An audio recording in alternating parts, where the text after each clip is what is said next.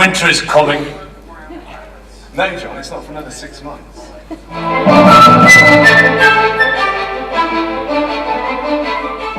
But here we have the real Jon Snow. Will you please give a round of applause for the real Jon Snow?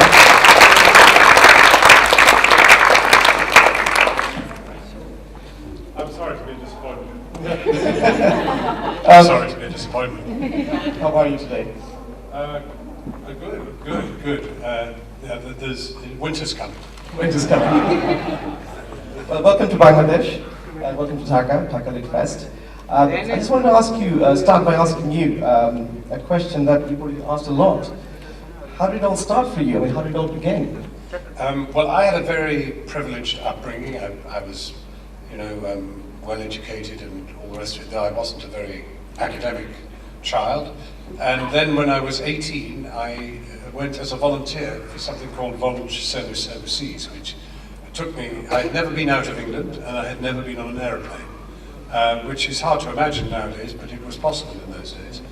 And I went to Uganda. I could hardly find Uganda on a map, let alone. So I found myself on the banks of the River Nile, a very long way from any town, no telephone, and no tarmac on the road, and 15 miles from the nearest post office. So very, very cut off. And Which year was this? 1966, so a long time ago. And of course, I was one of only 2 white people there. Everybody else was indigenous. And so it was quite a culture shock.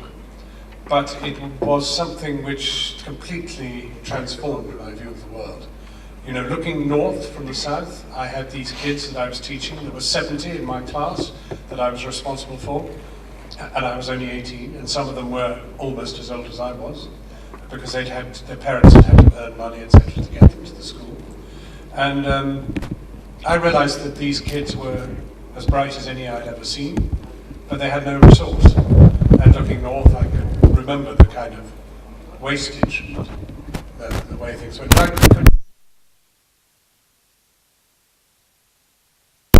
Formed in me a desire to be a journalist. So I go back to Britain and I go to university in Liverpool, which is where the Beatles came from. And I was perfectly successful, but it was a very, very revolutionary time in Britain. Everybody was looking for a cause, everybody was rebelling. And the cause we located was apartheid in South Africa. And of course, because I'd just come from Africa, the idea that a small minority of Europeans were dominating a very large number of Africans was anathema to me. So I became part of a movement to try and do something about it, and we discovered something wonderful, because we were looking for a cause. The university was very heavily invested in South Africa, in apartheid South Africa. They had investments in a company called Tate & Lyle, which was a sugar company, huge company, with terrible plantations down in bad conditions. And so we urged the university to divest themselves of these investments. And they said, you're here for 3 years, we're here forever. No. So we occupied the administrative block of the university. And we had a sit-in for 6 weeks, where we had an alternative university and the rest of it. And at the end of it all, they threw us out. I was excommunicated, put out. And then, of course, I was really absolutely stuck. I wasn't a member of any political party or anything like that, and I felt very lost. But I got a job in a drug dependence day center for young people, and I really enjoyed working there. I worked there for 3 years, until I discovered I was better at talking about it than doing it. And that, so I started writing articles for the newspapers, I started writing articles, etc. And then the government legalized commercial radio. Until then, pop radio in Britain was in ships outside territorial waters. There was one called Radio Caroline, and then they legalized the whole business. And I got a job with the very first station, which was a news station called LBC. And guess what? Within a year, they had sent me to Uganda to deal with Idi Amin then I started as a journalist. And there's a very interesting story I read in your book, Shooting History. I don't know if it's available in the bookshop yet. We did order some. It's Jon's autobiography up to 2003. Up to the end of the Iraq War. Well, up to the end. Yeah. So the story I read was with you and Idi Amin in the plane, and you had this strange idea, or this great idea of taking up... I have to move my chair to illustrate this. You are Idi Amin, okay? I'm Idi Amin. Yeah, you are Idi Amin. And literally I was... Is it like this? Yeah, you were. And also it was a very small plane. Now, the thing about Idi Amin was every time you saw him, he was wearing a different uniform. Today he was wearing a Texas Rangers. He was very bulky, and as he came into the plane, all the light drained, and he blocked it all out, and he just sat down in this chair. Now, in the plane there was a Swiss pilot, and a very, very burly looking air hostess behind us, and just my cameraman and me and him. And he was going to take us to his village, show us around. By this time, he was really doing some very bad and notorious things. I won't explain how I actually managed to get on this plane, but anyway, he was a murderer, and he murdered a lot of people. Anyway, very quickly after he took off, I heard this noise, and it was him. And he had fallen asleep, and the Stetson was over his face. I looked down, and there was a pistol in his holster right here, and I thought, should I shoot him? And not really a very journalistic observation or question to ask, but it did go round my mind, and I began to think, what happens if you shoot a very fat man in a pressurized place? Does the bullet go inside and ricochet around inside the great body, or does it go right the way through and out through the fuselage, taking us with it? Do we get shrunk to the size of a pea? That's, I mean, in some books, novels, I think that's happened. You get shrunk to the size of a pea and you go out through the same hole as the bullet. And I'm afraid to say I lost my nerve. Was he asleep? That was a big question. I've never shot anybody, and would I be able to do it? I mean, or would he say, I'm not asleep, here you are. Anyway, in the end my nerve failed me, and I'm afraid to say it's down to me that he died peacefully beside a swimming pool in Saudi Arabia 20 years later. So that's the story. So you could have been a hero, I mean... No, I could have been locked up or killed. Yeah, probably killed. I decided I wanted to live longer. Talking about being locked up, I mean, there's this fascinating story, fascinating when you look back, but must have been very scary at the time, when you're locked up in a Malaysian jail. Yes, it's very interesting, because in this period now, we're looking at refugees in Europe, huge numbers.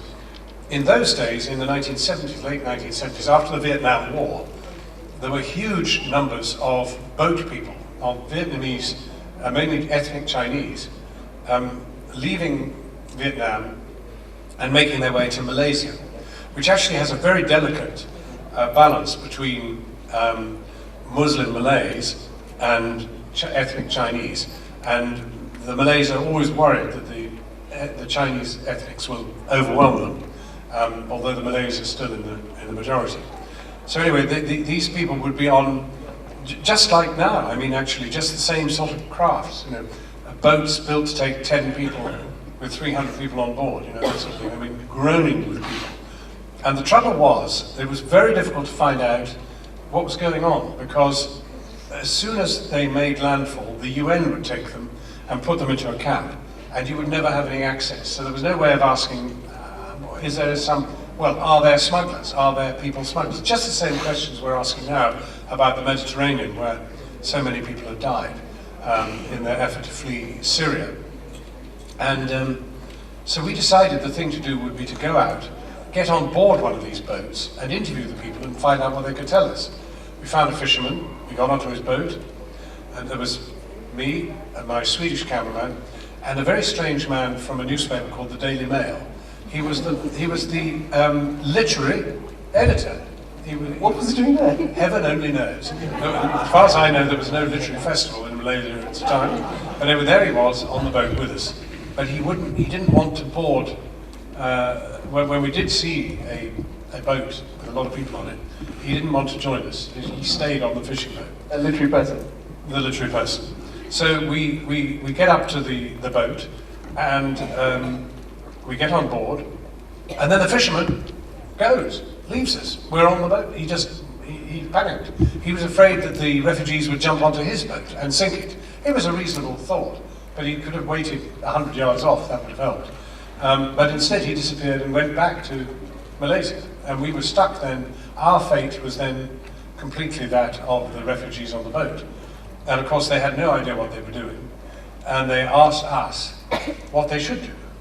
And we told them that the problem had been that if you landed because these Malays or Chinese, they would push the boat out again, and that what we should do is to ram the shore, get the boat stuck on the beach, and break the engine. I mean, really ram it to such a point that the engine blows up.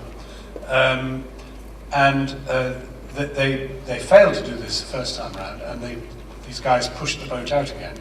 And we got side onto the waves, and I thought we were going to tip over. And I was worried, actually, that none of these people could swim. But I and my Swedish cameraman could. And we were worried we would become human buoyancy bags. That we would become, because we could swim, they would cling onto us and we would sink. So it was a pretty dicey business. So eventually we got the boat onto the shore, and then they beat us up, these guys. And they spread eagles on the beach and started sort of throwing pebbles at us. Then the army came, and we were arrested and thrown into jail as aiding and abetting illegal immigration. And the sentence possible was 18 years. Fortunately, the literary editor of the Daily Mail had got in touch with the British Embassy. Useful then. Yeah, and the British ambassador got us out. But it was a close-run thing.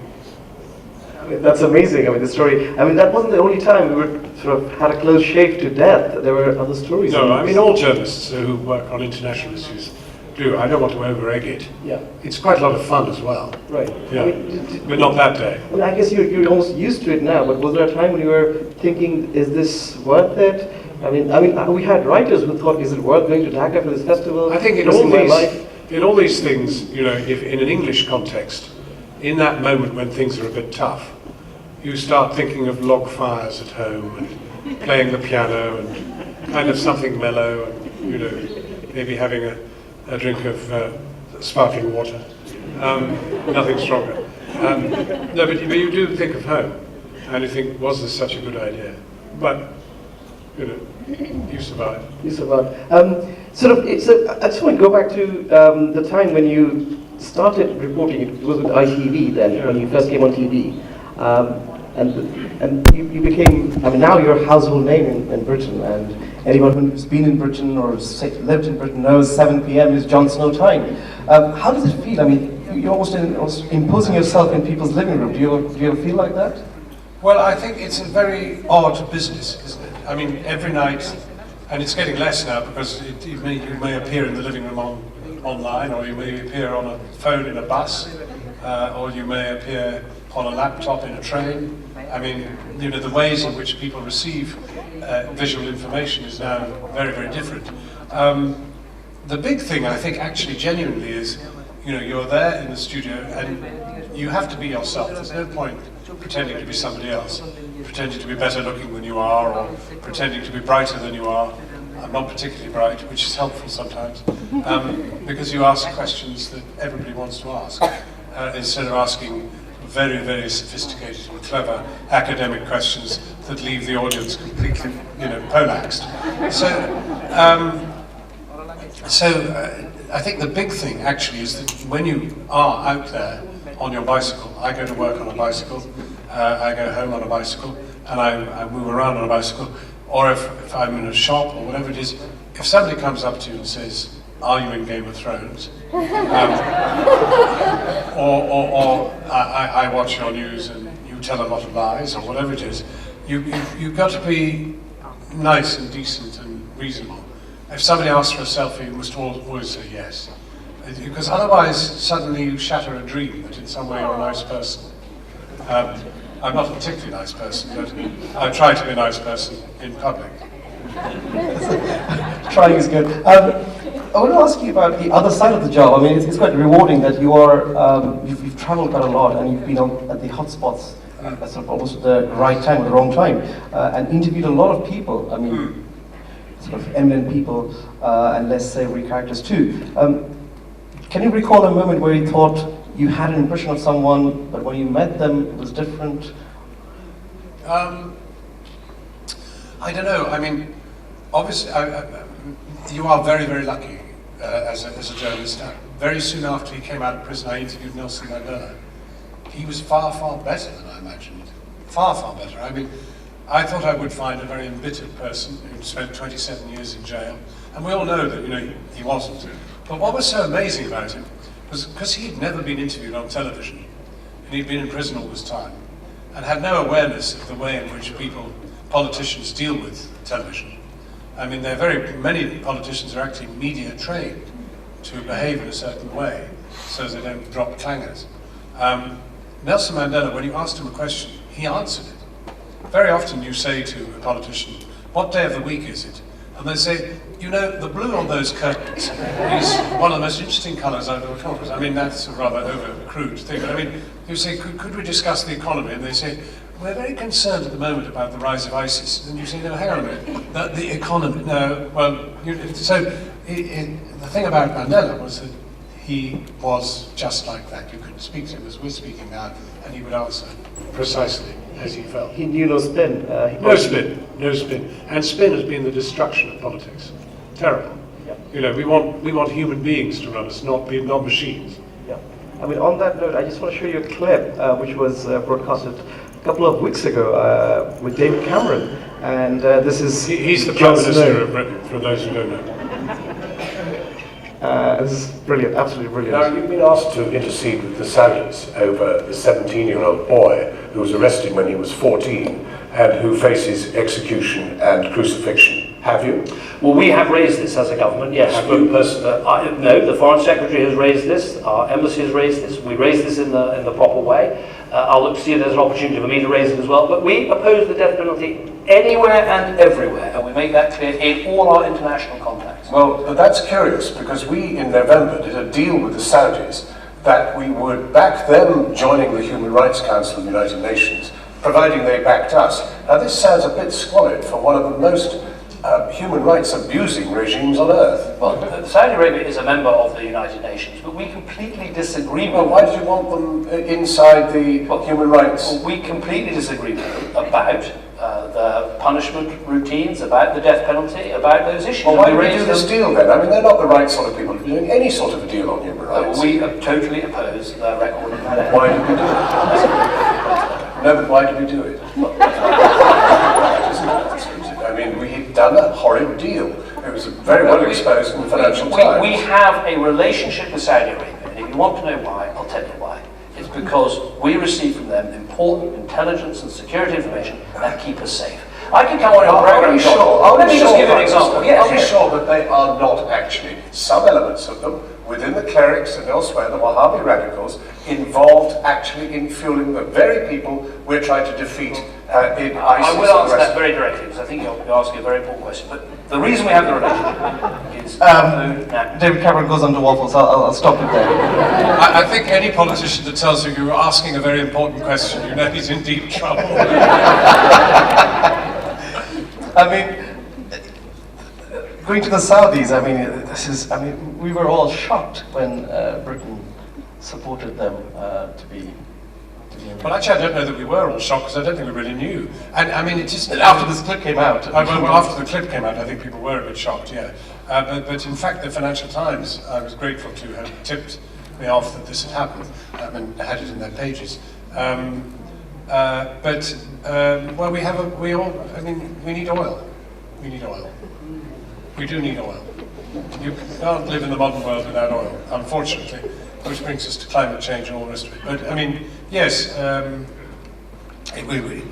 actually, I don't know that a British Prime Minister has ever been asked about our relationship with Saudi Arabia, because it's a bit of a no-go area. I mean, the problem is there are thousands and thousands of jobs, and it's true for Bangladesh too. I mean, I believe there are 1.7 million Bangladesh citizens working in Saudi Arabia, and we have tens of thousands of workers in Britain who are dependent for their jobs on defence, particularly, which of course is being sold to Saudi Arabia. So for us to do anything might damage either oil coming in or jet fighters going out. Although actually the French got the last good deal of fighters. It makes it very difficult to have a conversation with them about Wahhabism, which is a conversation we perhaps need to have.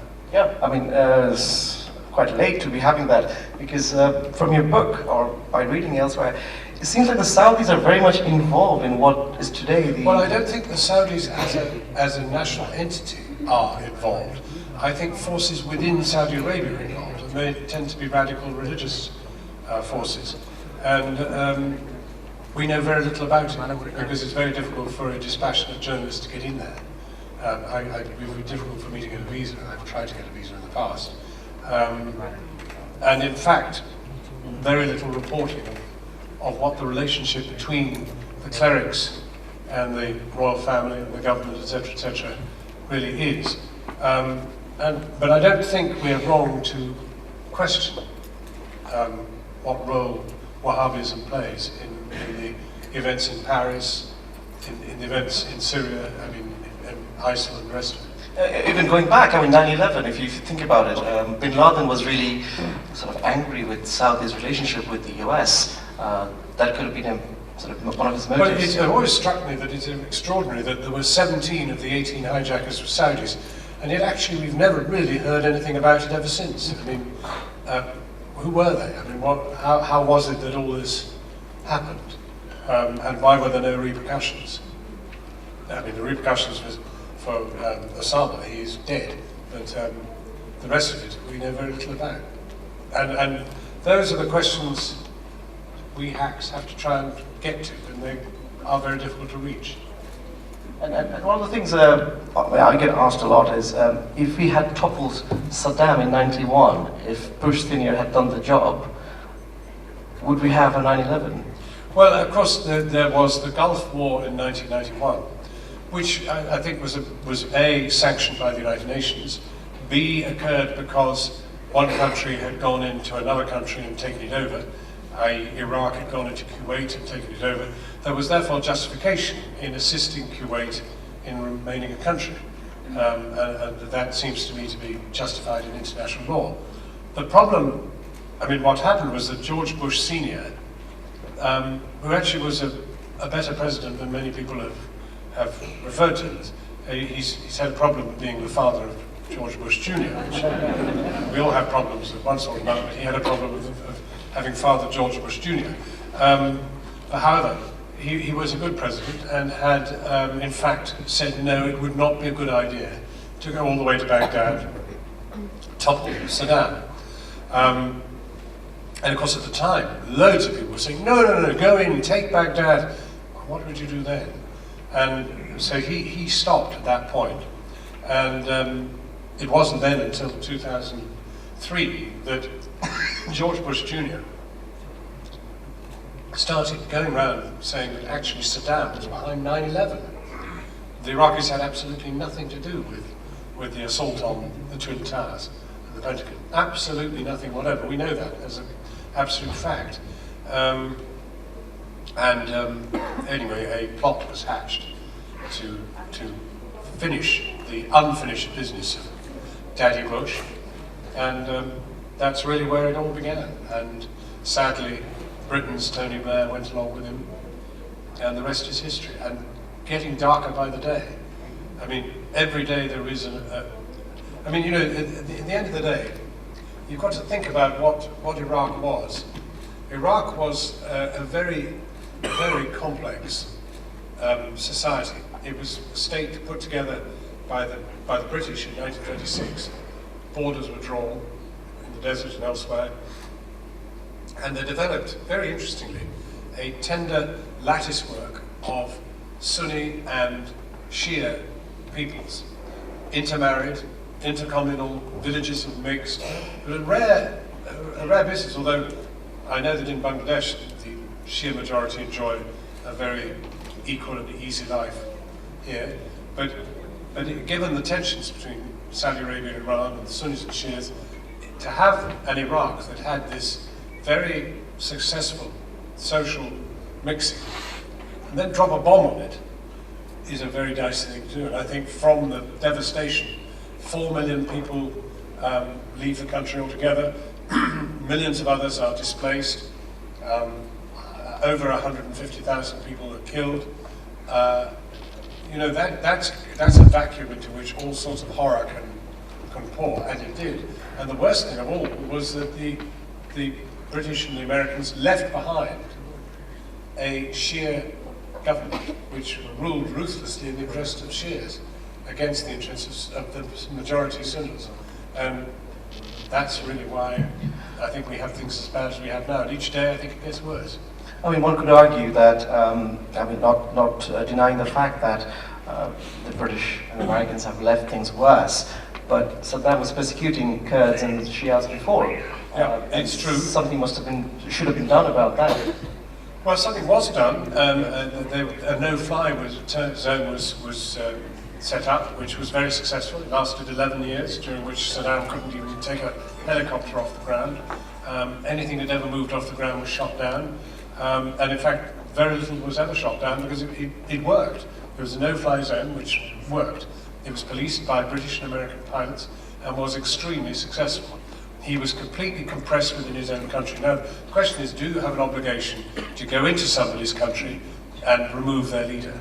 Well, it's a very dicey thing to do. I mean, who's going to replace him? Look at Libya.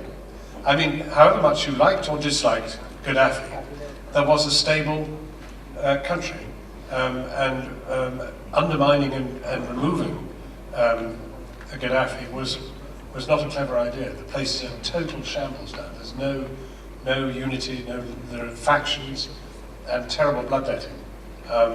It's a very dangerous thing to go into somebody else's country and try and reorder it. The only people who can reorder a country are people who live there, and who are related or come in from outside in that form. But for complete aliens to go in and say, you're a very bad man. This is a very interesting thing. I think I mentioned it the other day. Blair was briefed by these 4 expert academics on the subject of Iraq, and they pointed out what a very dangerous thing it would be to remove Saddam and to go in and attack the place. And at the end of the conversation, he simply said, I hear what you say, but you do agree he's a very bad man. Well, a very bad man is not enough reason to go to war, as I said the other day. So we shouldn't, the West shouldn't intervene with problematic areas of the world. Just leave it as it is and let people die. Well, I mean, could perhaps be a better way of intervening. Putting it, but I mean, I don't think anybody would welcome Western interference in Bangladesh, for example. I mean, it's not our job. Bangladesh is a sovereign country and runs itself. You know, even Saudi Arabia is a sovereign country. I don't think we can physically intervene there either. Physical intervention in somebody else's country, a culture you don't understand, a faith you don't believe in, etc., etc., etc., I don't think you have the right to go in and bomb it. I mean, in the hope that in some way the locals will fix it afterwards. And should we, beyond that note, should we talk about Palestine, one of your big passions? I'll actually start with a clip which went absolutely viral, if you know the meaning of the word viral on internet terms. Get this right, yeah. This was last summer. I'm back, and in the comfort of this studio, it's hard to imagine I was ever away. I don't need to imagine though, because what I saw is still etched in my mind. What I never knew is what I know now, which is that those people who live in Gaza are mainly unbelievably young. The average age is 17. That means that about 250,000 are under 10.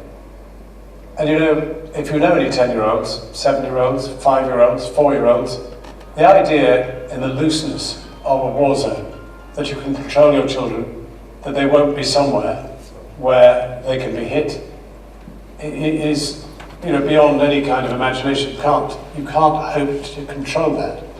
So that in a very densely packed urban area, if you decide to throw missiles, shells, and the rest, then undoubtedly you will kill children, and that is what they're doing. There was one specific moment that stood out above all others, and that was penetrating the 3rd floor of the Shiva Hospital, one of 2 floors dedicated to children. That's where I met Maha, terribly crippled by shrapnel that had penetrated her spine. That's where I saw this little 2.5-year-old with panda-sized, huge, suppurating, round, panda-like wounds that almost prevented her eyes opening at all. They were the consequence of a broken skull and a fractured nose. I can't get those images out of my mind. I don't think you can either, because they've been everywhere. They are the essence of what is happening in Gaza. Now, of course, Hamas, for its part, was throwing rockets into Israel, designed, ideally, as they would put it, to kill Israelis. But of course, Israel, courtesy of American finance, has invented the most brilliant shield, which is keeping absolutely everything out. And that's a big difference. The suffering is amongst the ground troops, mainly 20-year-olds, who go in and get killed. So when I last spoke to the Norwegian doctor, who is one of those dealing with the consequences of this bombing, I asked him how many children had been wounded. They've registered 1,310. How many children dead? 166. But that number is growing all the time. That is what makes this something that every one of us has to confront. We have to know that in some way we actually share some responsibility for those deaths. Because for us, it is no priority whatever to stop it. Our United Nations, our government, our world is not that interested. The fact that you're watching this, that you've chosen to watch it, means that you're actually motivated to do something. And that, in the end, is the greatest hope the people in Gaza have. We cannot let it go on. If our reporting is worth anything, if your preparedness to listen and watch and read is anything to go by, together we can make a difference.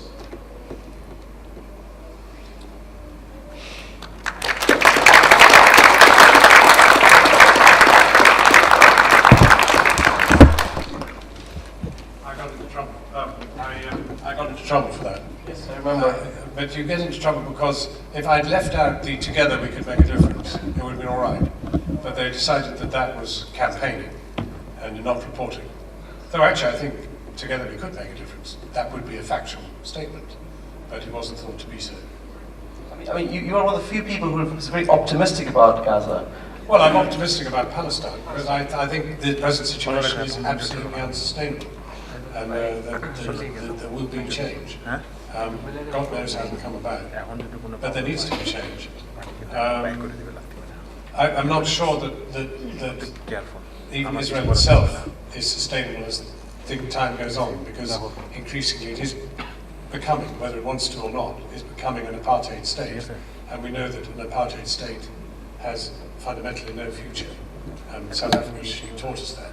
It's impossible for peoples to be divided in that way. And I think in the end people will find a way to live together respecting each other's states. Do you get into trouble quite a lot when you rejected the OBE, the Order of the British Empire? Was there trouble for that? Well, no, I didn't get into trouble for that. I mean, I'd very like to, as a journalist, I'd like to visit the British Empire. But I wasn't very good at school, but I do seem to remember being told that the British Empire had actually disintegrated some 50 years earlier than I was offered the OBE, the Order of the British Empire. I was jolly lucky not to be offered the CBE, which is a commander of the British Empire, or the simple MBE, which is a member of the British Empire. I mean, this is one of the quirks of Britain, which is rather charming in a way. it's rooted in Shakespeare, and it's a kind of sense of the old order. Perhaps there are people who wander around thinking the Empire's still alive. Maybe they've been watching Game of Thrones. I have to ask you, why a mid-career autobiography? People usually leave it till they retire. Well, it's not an autobiography, really. It's an autobiographical journey. It's not really about me. It's about the situations that I ran into and still run into. I mean, what a gorgeous situation! What a gorgeous situation it is to run into the Dakar Literary Festival, which is, you know, really a stunning experience. Wonderful, wonderful, really, really good. I only did that for applause. No, I mean it. Not the applause, but. Why the Dakar Literary Festival? I mean, this is your first visit to Bangladesh. It is my first, to my shame. I mean, I have not been to Bangladesh before. And yet, you know, in Britain we have a huge diaspora, I mean, of whom you're one. My goodness. I could turn the tables and start interviewing you. But we have 1 million, at least, probably more. What is it now, 1 point something? Anyway, it's a very large number, and they fit very seamlessly into our lives. But I've never been to Bangladesh. I've been to Pakistan and India a lot, and Sri Lanka particularly.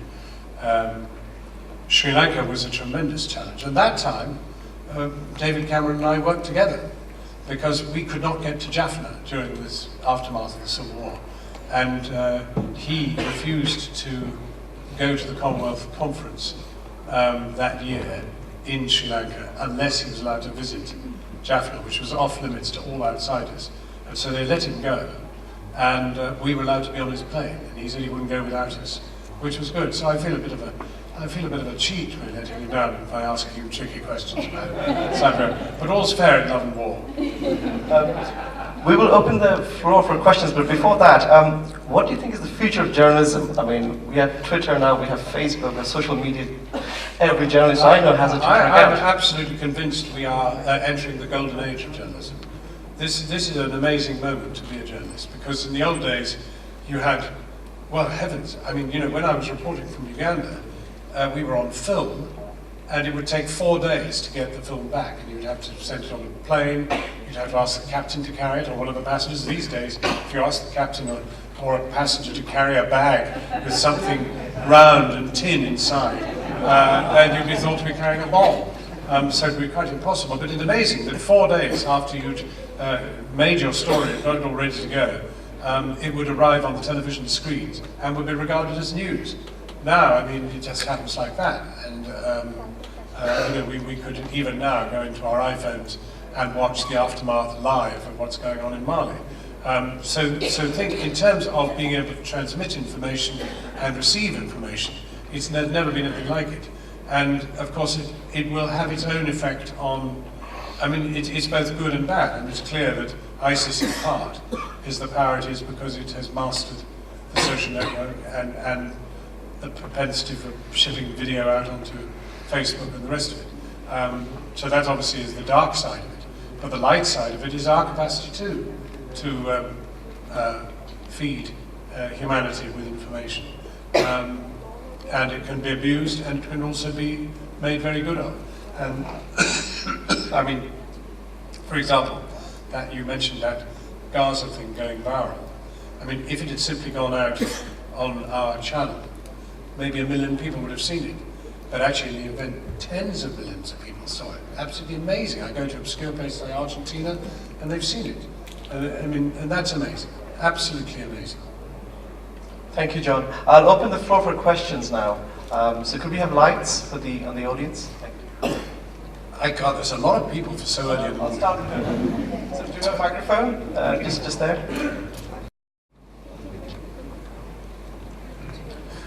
I'm interested that you mentioned that this is a golden age for journalism. Given the concentration of ownership of media companies, how much independence does a journalist have these days? Well, that is a very good question, and I work in the public sector, although there are moves possibly to sell it. But Channel 4 is a public trust, which doesn't cost the taxpayer anything, but also is commercially very successful. And so it's something which, in order to balance the books, they might need to sell off. But ownership of the media is a very serious problem, and nobody needs to go very far in discussing, for example, the hold that, for example, Murdoch has on many media outlets. Some of it has given people more football than they've ever been able to enjoy before, and that obviously has got to be a plus for those who love football. But it also means that there are very strong instances in which people do affect the information that's put out on their networks. But you see, what I like about this particular age is that we have other ways of pushing the material out.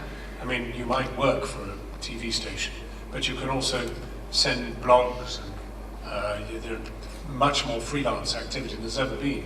Blogs, films, videos, everything is possible. And if you have integrity, if you have a brand that people know, then it's quite possible to get information out that the authorities would much prefer was not put out. And that's a good thing. I mean, providing it's true. That's always the big test. And the danger, obviously, I recognise, is it may not be true. But it may not be true either on the way in which the conventional media is owned. So, I mean, what is truth? That is always a big question. But I think there's such a variety now of options for people to get their information from and to balance it off against others. You see, what I think actually is people see something online and think, is it true? And then they think of certain brands that they will consider they want to check with. The BBC is one of them. I mean, the BBC is a remarkable source. AFP, Agence France Presse, is one. I like to think Channel 4 is one. And there are all sorts of others. There's The Star, Tribune, Perez. They're all interesting brands that we can check with to see whether what is being said is true.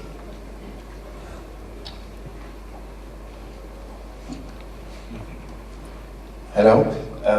I'm a great fan of Game of Thrones, so my question will go a bit in that direction. I think one of the reasons why Game of Thrones is so popular is because it also reflects some of the things that are going on in the world. And apart from the rise of ISIS, another thing that's going on in the world is that more and more rulers are becoming autocratic. I used to live in Uganda for a number of years, and you see sort of the history repeating itself. Museveni clinging on to power and doesn't want to leave it and wants to become a president for life. You saw his friend Kagame in Rwanda doing the same thing. I've not lived so long here, but some of the same things are at play here. And one of the reasons could be that it's simply so costly to have power. I think that's what Game of Thrones tells us a little bit. When you have power, it's so costly to leave it, so you have to cling on to it until death, really. So you've traveled many places, you've visited many fragile states. Is that something you recognize? Well, there are many truths in Game of Thrones. One is that winter is coming. And it's certainly coming this year, and it will come next year, and so it will never be wrong. Well, unless global warming destroys winter, which might be a very worrying issue, which is one of the reasons I'm in Bangladesh, because once I've been to the festival, we're going to do some reporting on how climate change is affecting Bangladesh ahead of the big summit that's going to be in Paris in the first week of December. But it's a serious point. I mean, and one of the reasons why people are absorbed by programs by a series like Game of Thrones is that it does explore issues that occur in our real lives, but does so in an entertaining and adventurous and sometimes shocking way, which is all to the good. I mean, I happen to be a great fan of House of Cards. It's taken me a long time to get to it, but it's a very nice insight into the way power works in America. But as for Game of Thrones, on the light side, I did interview Jon Snow. I'm sorry I didn't bring the clip because it's quite funny. He's actually a delightful man, Kit Harington. But at the end of the interview, I said, and this only people who've ever seen Game of Thrones will understand. I said to him, Well, thank you very much, Jon Snow, for talking to us. Jon Snow, you know nothing. And he said, bastard. And you see, I can tell that about a third of the audience know what I'm talking about, and the other 2/3 think I'm completely bonkers. I want to know, when you see so much violence, is there a point where you tend to get desensitized, and then how do you make the story that we just saw on Gaza? And is there a line between activism and journalism? Well, there is a line which I might have crossed, I'm not sure, but generally speaking, yes, I think there is a line and one should not cross it, and I try not to. But the other question you asked is a very, very important one. I don't think you ever become inured to, you never become blasé about suffering. I think if you're a father in particular, or a mother, I dare say, but if you have children of your own, you see in the suffering child your own child, and inevitably you immediately transfer what you're seeing to what you know, because that's the way you work anything out in life. I mean, if you've never seen it before, you try to think of what else you can compare it with, and you inevitably do put your own child in that position, and it's agonizing, inevitably. We've had a big discussion in Britain, very interestingly, right now this week. In fact, I've written on it for tomorrow's, today is Sunday, isn't it? So today's Saturday. Oh, Saturday, tomorrow's Sunday, that's right. So I've written in the Observer in Britain, I've had a debate with another journalist about whether you should cry. What happened was this: during the last week, there was a terrible, terrible case in which a murder had occurred inside a family, which caused the most terrible suffering between relatives and parents and the rest of it. And the evidence was horrendous. And the trial had lasted for weeks because the relative involved denied everything. And when the judge came to announce his verdict and to review the case, he cried. And the BBC correspondent who was reporting it live also cried. And it's very rare ever to see anybody burst into tears in the course of something like that. So there was a huge debate, should you cry? And so I was asked this question, to answer this question. And I think, in fact, it's very important to cry. I think it's very important to get in touch with your own emotions when you're dealing with a story, and then to reckon with them and deal with them. Because if you don't, and if you deny the viewer, I'm not saying you should never necessarily cry for the viewer, but you should at least not lose sight of the emotional impact of what you've seen on you. Because if you cleanse it of the emotional impact, you reduce the capacity of the person absorbing the information to understand the full weight of what has happened. And so I think you must never become accepting of suffering, because that's what it would be if you denied, if you became sort of, as you said, I don't know what the word was you used, but I say inured to what's going on, you will be a less good journalist. You must remain human. You must remain in touch with humanity. I mean, while on that note, there was a lot of criticism about the Paris incident getting a lot of coverage, where Beirut, where something similar happened, suicide bombing, didn't get much coverage. Do you sometimes feel the sense of... There are two things, you know, when it happens to us, and Paris equals us, because it's Western Europe, it's bigger than if it happened somewhere else. I mean, because it's, I don't know, people identify with it more easily. And then there's a much more serious problem, which is how many car bombs have there been in Beirut? I mean, thousands, tens of thousands down the years. And the problem is there's something called, in every case, I mean, in this case it would be Beirut car bomb fatigue. So you say there's been a car bomb in Beirut, and somebody on the news desk will say, so what's new? You know, much more new would be not to have a car bomb in Beirut. Desensitized? Well, desensitized, yes, fatigued. You see, it's very interesting, when we had the effective sort of civil war in Northern Ireland, advertisers would say, don't for goodness sake have as your lead story Northern Ireland, because people switch off. because they've seen it every night and the rest of it. This is the problem. This is certainly where ownership and commercial interests come in. And we did continue to lead on Northern Ireland, but it was difficult. It was difficult. Questions anymore?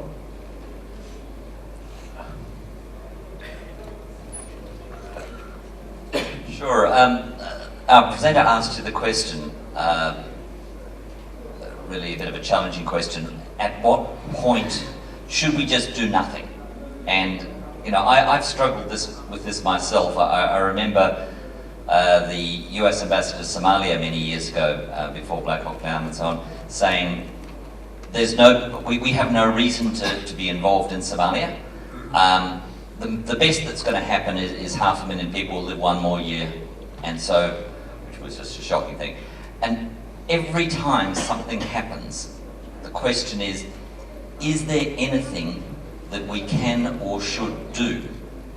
And you know, you've said it's a very tough thing to do, to actually go in and remove a leader. That should be done extraordinarily rarely. But where is the boundary?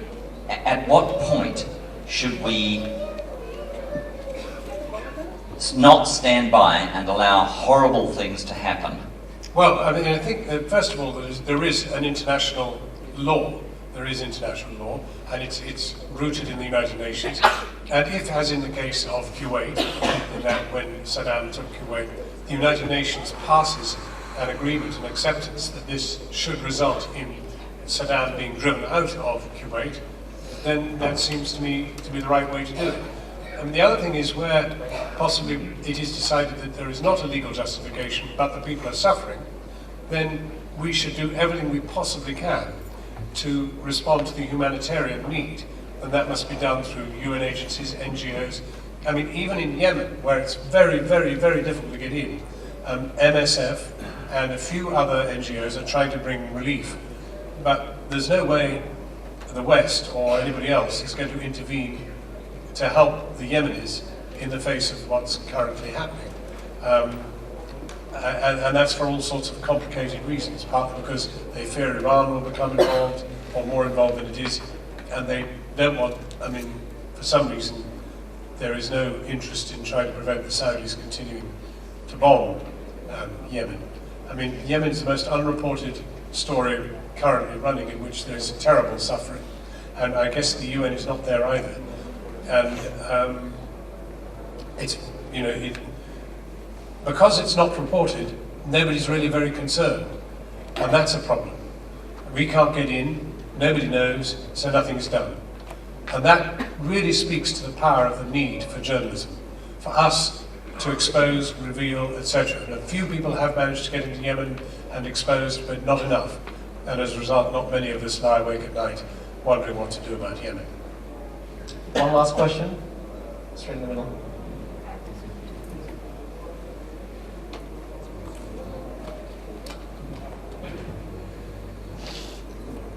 Hi, my question was basically, what advice do you have for journalists who work in countries where their governments are not really cooperative with their journalism?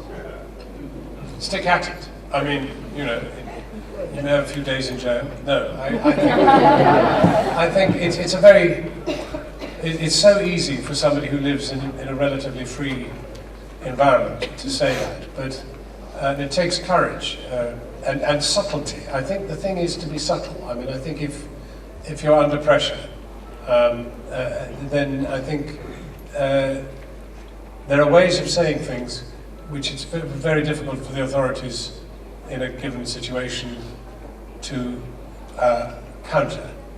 If you just go at it like a bull in a china shop, you may not last very long. But it is possible, and there are great examples of it all over the world. I think the most important thing is to stick at it, but to recognize that getting locked up or getting killed is not going to help your readers, viewers, and people who absorb your material online. They need you, and you need them, so go carefully, but go true. Thank you. Thank you, Jon. And thank you to your audience. I'll leave you with a small clip, the fact that John can sing. This guy's rated places.